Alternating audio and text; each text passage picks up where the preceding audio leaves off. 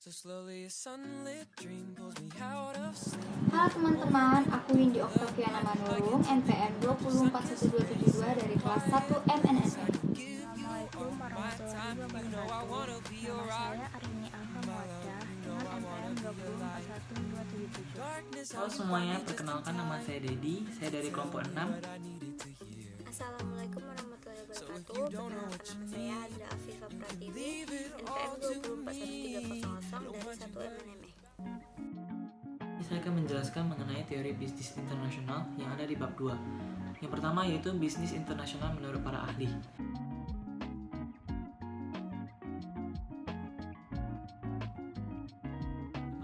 Dari pendapat di atas, dapat disimpulkan bahwa bisnis internasional merupakan kegiatan bisnis yang cakupannya melibatkan transaksi bisnis antara dua negara atau lebih.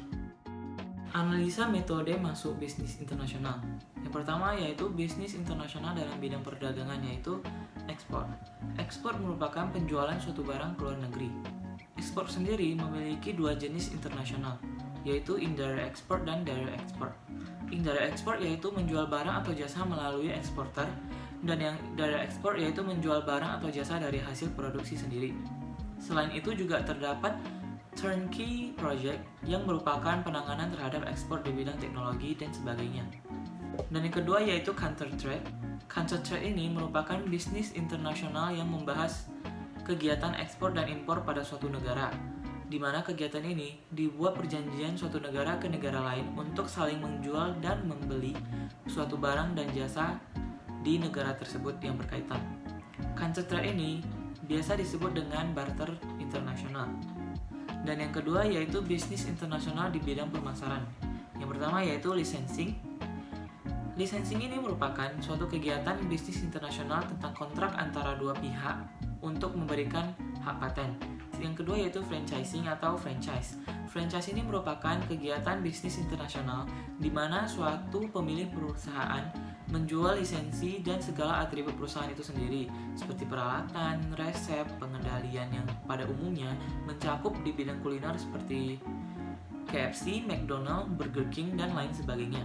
Dan yang ketiga yaitu joint venturing. Joint venturing merupakan bentuk gabungan beberapa perusahaan di berbagai negara yang disatukan untuk bekerja sama dalam tujuan untuk mencapai konsentrasi dan memperkuat ekonomi tanpa melihat besar atau kecilnya modal.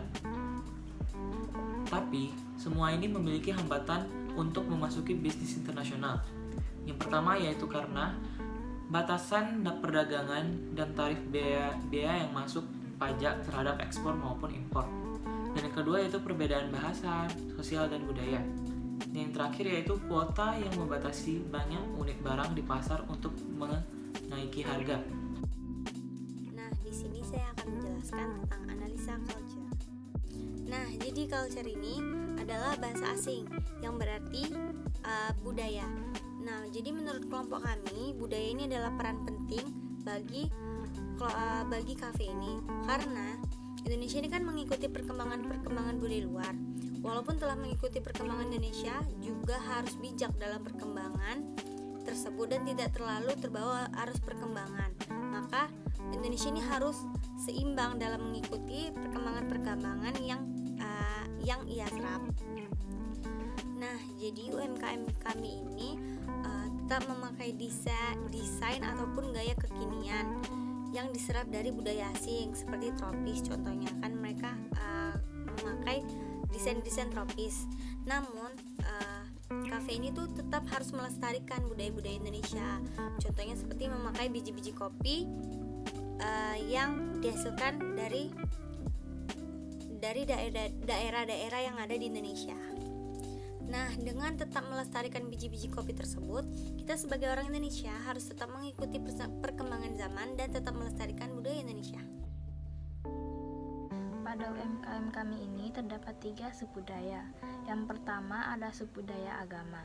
Berdasarkan analisis kami, semua produk minuman yang dihasilkan oleh UMKM kami ini merupakan produk minuman yang halal.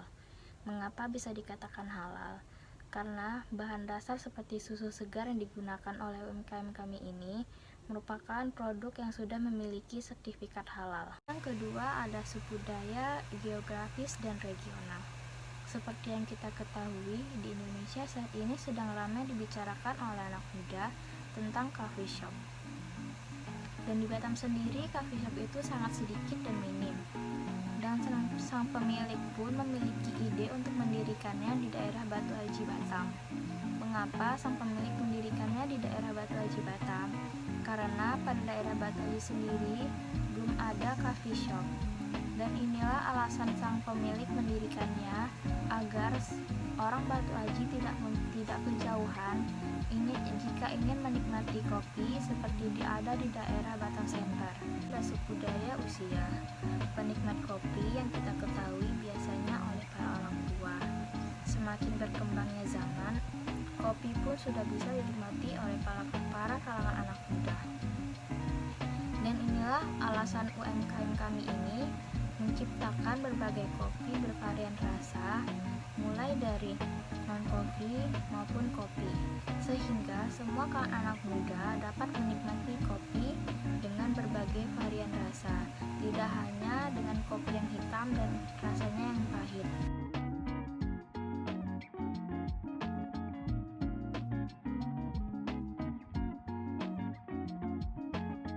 Baiklah, berikutnya saya akan memberitahu hasil dari kesimpulan kami tentang bagaimana semua responden memberikan penilaiannya terhadap produk, harga, tempat, dan strategi promosi dari UMKM ini. Untuk bagian produk, konsumen menilai bahwa produk ini sangat baik karena mencapai di angka 8, karena penilaian kami angka 1-10 dari yang tidak baik sampai sangat baik. Kemudian adapun harga produk, di sini konsumen menilai bahwa harganya itu di tengah-tengah, tidak terlalu mahal dan tidak terlalu murah. Dia berada di angka 6. Kemudian adapun tempatnya, konsumen menilai bahwa tempatnya ini tidak terlalu strategis bagi mereka yang rumahnya jauh dari tempat UMKM-nya. Adapun strategi promosi, mengapa sih konsumen sangat puas dengan hasil promosi mereka? Karena mereka sudah melakukan beberapa kali giveaway bahwa UMKM ini sebagian besar pengunjungnya adalah perempuan, kemudian belum nikah dan masih berumur di bawah 25 tahun. Kebanyakan juga pengunjungnya berprofesi sebagai wira swasta atau karyawan swasta, atau bisa disebut dengan mahasiswa yang bekerja sambil kuliah.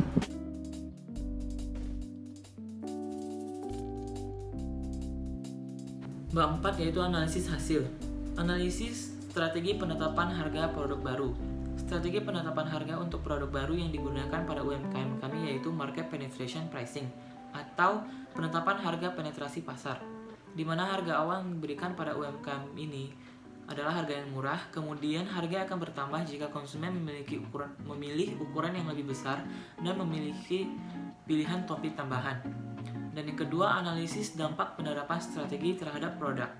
Penerapan strategi untuk produk UMKM ini yaitu optional product pricing, karena UMKM ini menawarkan berbagai pilihan untuk produk kopi dan milkshake yang memiliki berbagai varian rasa, serta dapat memilih ukuran atau topping yang sesuai keinginan konsumen. Di sini yang kami terapkan untuk UMKM ini yaitu menggunakan produk bundle pricing, dengan menawarkan konsumen sebuah paket makanan, snack, dan minuman yang dapat memenuhi keinginan konsumen untuk makan dan minum. Kemasan yang digunakan UMKM ini untuk konsumen yang ingin take away minuman kopi yaitu botol dari hasil daur ulang yang bukan sekali pakai, sehingga dampak dari kemasan tersebut ramah terhadap lingkungan. Yang ketiga yaitu dampak penerapan strategi terhadap price atau harga. Analisis penerapan strategi terhadap harga dalam UMKM ini menawarkan harga yang sangat terjangkau dan cocok untuk anak remaja yang ingin berkumpul bersama teman, karena produk yang dijual merupakan minuman kopi yang berkualitas dan memiliki berbagai varian rasa, tetapi harga yang dijual murah sehingga dapat berkompetitif dengan perusahaan lain. Dan yang keempat, analisis dampak penerapan strategi terhadap place. Tempat bagi suatu perusahaan kuliner dan minuman sangatlah penting, karena tempat yang strategis dapat meningkatkan penjualan karena adanya konsumen yang banyak. UMKM ini bertempat di Batu Aji, di mana yang kita ketahui, konsumen yang ada di Batu Aji cenderung memiliki ketertarikan terhadap tempat-tempat kafe. untuk nongkrong dan bersantai. Tetapi, itu juga merupakan salah satu kekurangan yang ada pada UMKM ini. Tempatnya masih belum bisa dibilang strategis karena banyak dikunjungin oleh konsumen di Batu Aji saja. Maka dari itu, UMKM kami menerapkan untuk membuka cabang di daerah Batam Center yang merupakan pusat kota agar dapat banyak dikunjungin oleh konsumen dan dari berbagai tempat. Dan yang kelima yaitu analisis dampak penerapan strategi terhadap promotion atau promosi. Dan yang kelima, analisis dampak penerapan strategi.